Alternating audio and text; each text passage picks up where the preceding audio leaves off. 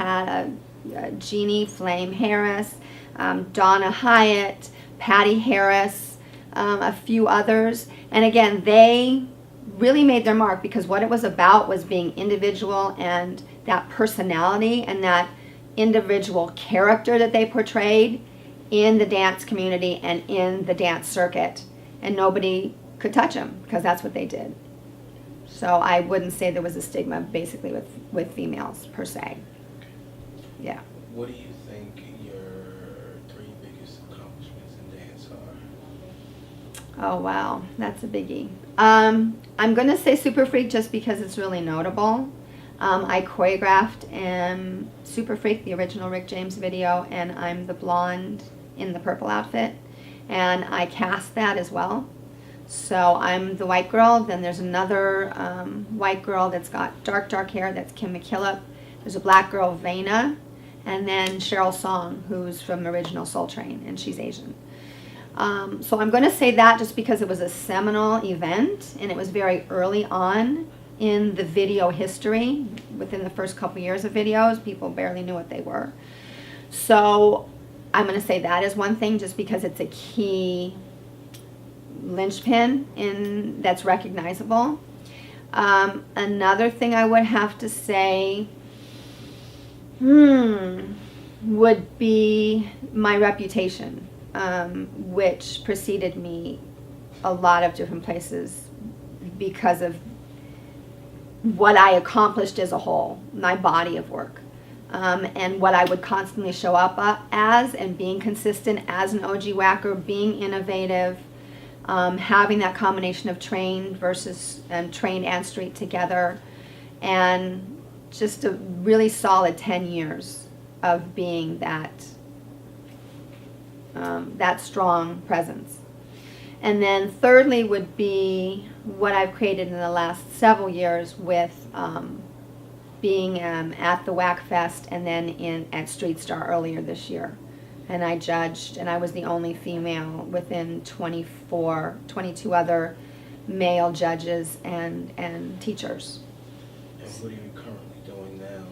Well, what you want to do now to help push the culture forward? Right. So when I saw how prevalent whacking was all around the world and how powerfully it was showing up in just amazing numbers of countries, I committed to have whacking as a dance form show up in the greater hip-hop community battles, for instance, that usually are just restricted to locking, popping, house, top rock, New Jack Swing. And typically, now interesting you're saying about males versus females, that is the greater part is men in there. And the women that show up don't show up as like this. I mean, they're very boyish looking. They don't have that feminine way about them. When I did Street Star for my exhibition piece, I used Shaka Khan's I'm Every Woman to give women a place to be represented. And at the end of my exhibition piece, I brought all the women that were competing in the whacking category on stage with me and included them. So that's really my mission, is to include women in this distinction of being elegant, being very feminine. So going back to what I saw in the world was that whacking was not being represented on a worldwide scale in these other battles. And I committed to having it show up and be available so that the whacking community all around the world could come and have more places to show up and not just compete, but just really show up and make their presence and energy known, because whacking has a unique energy to it. When I got back from my tour in Sweden, London, Paris, New York, I met a gentleman by the name of Cross One, and he and his partner do freestyle session, and that's never included whacking. And I talked to him about it and had a conversation, and now for the very first time it's going to be include whacking this Labor Day weekend here downtown at Club Nokia. Yeah, the weekend of Labor Day. So I really created that opportunity, and it showed up, and I'm actually going to be judging it, and I'm just very excited. So what I began to create is finally powerfully showing up immediately. So I'm excited. And what would you want your legacy to be? How would you like to be remembered by, your children, Right. future generation of female whackers, and just the universe? That I authentically brought the conversation from the original intention of whacking and where it came from, and my peers and the original gentleman that created it. And I authentically brought that conversation forward and transformed it into the art of self-expression and movement in language that was intended in every generation in any time.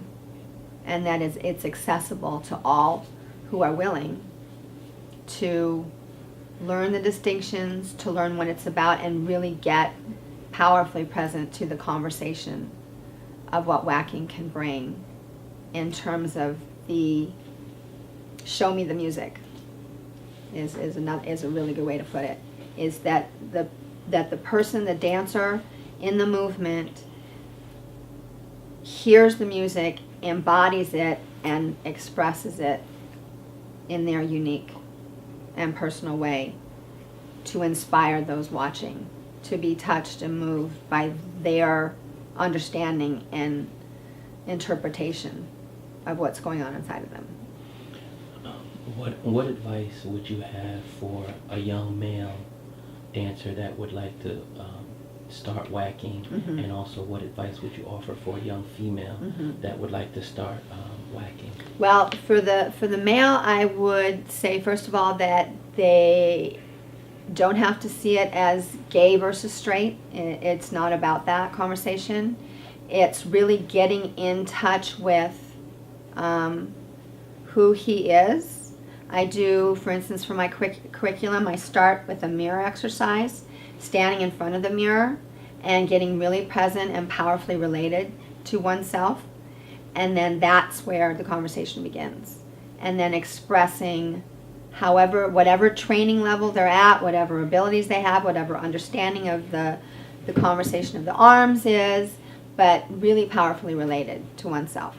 So as far as a male, I have a very dear friend that's a powerful whacker, just amazing. And he has explored what whacking's about and the attitudes and the space that's used in whacking, the environment, the floor, being up, being sideways, being down, how dramatic it is. So just really be unlimited.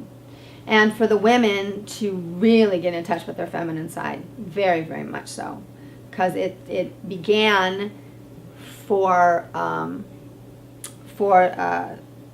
the Andrew and Lonnie and Tinker and all these gentlemen that created this style. It began by them modeling the 1920s and beyond movie stars of the golden age, and how dramatic that was, and the look and just the whole essence of that glory.